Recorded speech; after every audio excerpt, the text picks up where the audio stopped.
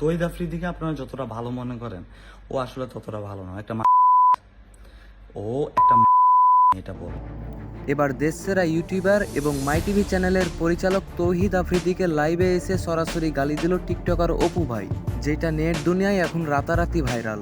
সব মানুষ রাস্তায় নামছে, তুই কেন নামতে পারলি না? তুইও নামতে হবে। এখন এসে এখানে ইমোশনাল মারাইয়া বলতেছ যে এমনে এমনে আমাকে মাফ করবেন, আমি আর থাকবো না। তোর আলো। সম্প্রতি তৌহিদ আফ্রিদির বাসা এবং মাই টিভি ভবনে ভাঙচুর করে হামলা করে হামলাকারীরা। এ পর্যায়ে তিনি লাইভে এসে সবার থেকে ক্ষমা চেয়ে অনলাইন থেকে চিরবিদায় নিলেন। তবে আফ্রিদির মিডিয়া ছেড়ে দেওয়ার খবর শুনে খুশি হয়েছেন আলোচিত সমালোচিত টিকটকার অপু ভাই।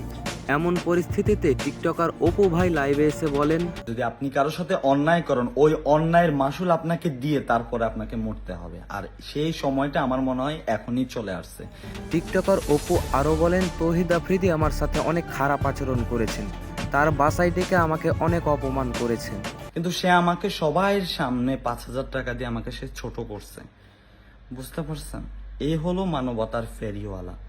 আর আমি একটা কথা বলি, তহিদ আফ্রিদিকে আপনারা যতটা ভালো মনে করেন, ও আসলে ততটা ভালো না।